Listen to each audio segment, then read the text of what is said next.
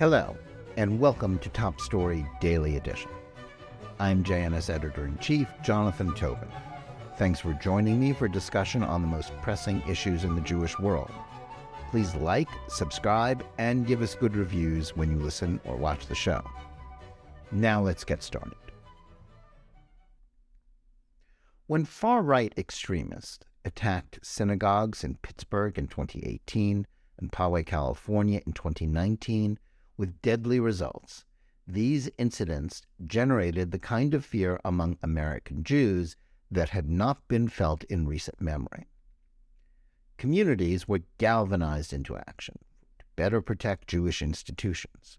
More than that, these acts of domestic terrorism served to create a sense of genuine alarm about Jewish security in the United States that was felt even among people who rarely, if ever, walked into a house of worship.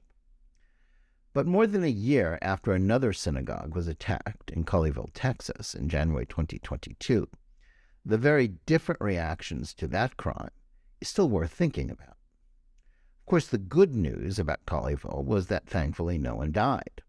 The rabbi and the congregants had been trained to deal with such instances and were able to escape before the person holding them hostage was apprehended. The main difference, however, was that the attacker in Texas was a Muslim extremist, not someone with views on the far right. So, rather than draw conclusions about those who might have actually encouraged the crime, as actually was the case with the Council on American Islamic Relations, or CAIR, which had championed the cause of the convicted terrorist that the hostage-taker had wanted to be released, most American Jews and their mainstream groups carried on with business as usual. That's a huge mistake, and as a new report about Islamist anti-Semitism in the United States recently published by Tel Aviv University's Institute for National Security Studies, INSS, details, Jews need to understand that they've been largely ignoring a major source of Jew hatred. Compiled by scholar Yehudit Barsky, a veteran researcher on the subject, and Ehud Rosen, it paints an alarming picture of more than just the extent of the anti-Semitism of Muslim groups.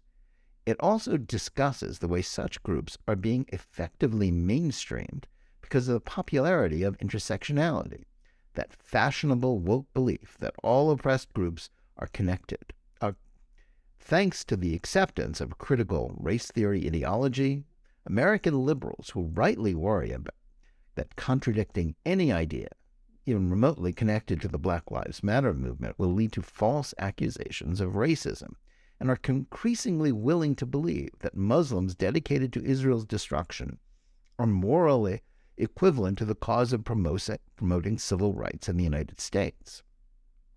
Under the influence of toxic myths like white privilege, Islamists can claim to be fellow people of color and therefore members of a victim class, while Jews and Israel are dishonestly labeled as oppressors.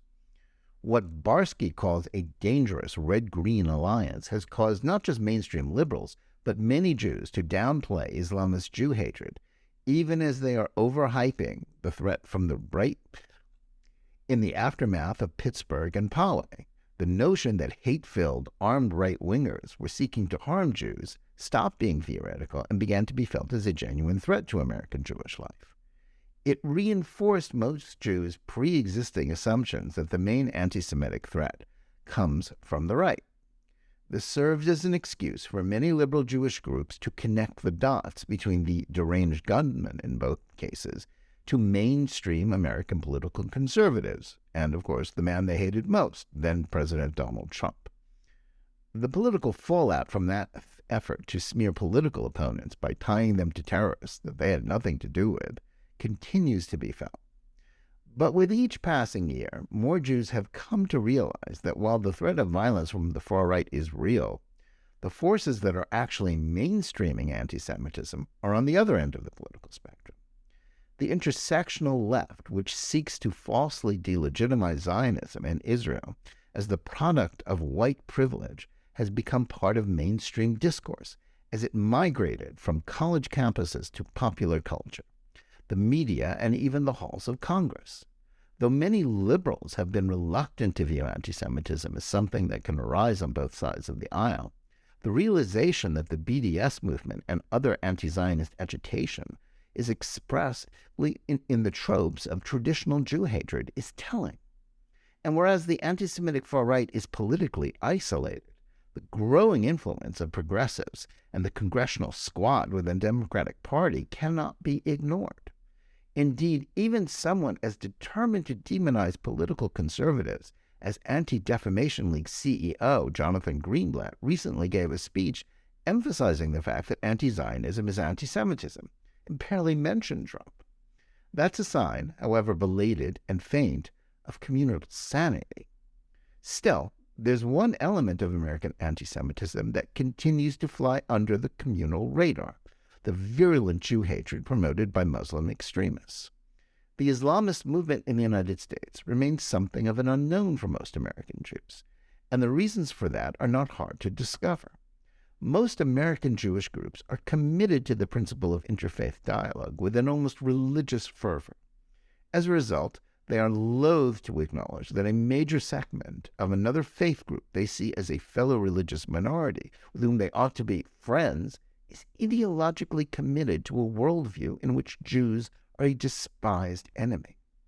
So it's not terribly surprising that the reaction to Colleyville for most Jews was very different from the way they felt about Pittsburgh and Poway.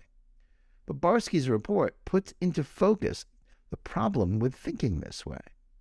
Though mainstream media outlets have continued to treat the idea of a post-9/11 backlash against Muslims in the United States as an established fact, FBI hate crime statistics have consistently shown that over the course of the last 2 decades, the vast majority of religion-based hate crimes have been directed at Jews, not Muslims. Indeed, in recent years, the levels of anti-Muslim crimes have declined precipitously. More importantly, Jewish groups are still treating groups like CARE as acceptable partners for dialogue. That's true even though it has been doing its best to intimidate Jewish groups into backing down from monitoring Islamist anti-Semitism. Using the language of intersectionality, they have positioned themselves as the representatives of a group that is under attack. Part of this is a campaign to raise awareness of what they consider a rising tide of Islamophobia. That's something that is guaranteed to appeal to the sensibilities of liberal Jews who are keen to ally themselves with another faith that suffers discrimination. But while prejudice against Muslims can be real, most of what is usually characterized as Islamophobia is actually merely accurate reporting about Muslim support for extremists and prejudice against Jews. Talk of Islamophobia is, for the most part, merely a scam intended to divert attention from Islamist hate, as well as their group's willingness to rationalize terrorism as long as the victims are Israeli Jews. This was made clear in May 2021 when Israeli efforts to fend off attacks from Hamas, Palestinian Islamic Jihad terrorists based in the Gaza Strip, led to Muslim violence against Jews in the streets of American and international cities. The INSS report notes that research shows that while American Muslims are more likely to show anti-Semitic attitudes than other Americans, they also don't believe groups like CARE or the similarly toxic U.S. Council of Muslim Organizations actually represent them. These groups dominate the public discourse about Islam in the United States.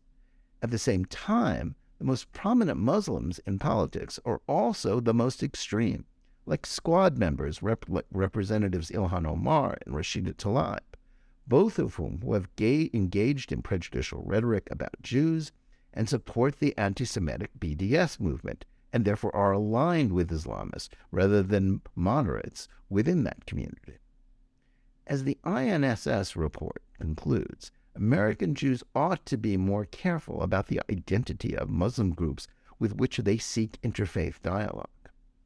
Jewish community relations councils throughout the United States still treat CARE and other BDS supporters as legitimate partners, despite their complicity in terrorism. And it's good to remind ourselves that CARE was founded as a political front for Hamas fundraisers and still treats those convicted of aiding terrorists as political prisoners. they are guilty of anti-Semitism. So long as they ignore the way Muslim extremists are joining forces with the intersectional progressive left, Jewish groups are failing to understand the source of some of the most potent threats to their communities. No discussion of anti-Semitism in America should ignore the hate that Islamist groups are spreading. Yet despite the fact that most Jews say they are deeply worried about anti-Semitism, few seem to take the threat from homegrown Islamists seriously. Thanks for listening. Please remember to tune in every day for Top Story Daily Edition and every week for the full hour-long JNS TV program. Whether you're watching or listening to us on Apple, Google Play, Spotify, or any of the other podcast platforms, or on the JNS YouTube channel, please like and or subscribe to Top Story. Click on the bell for notifications and give us good reviews. Please write to us at editor@jns.org and let us know where you listen or watch the show and what you think about it. And remember, keep reading and thinking for yourself.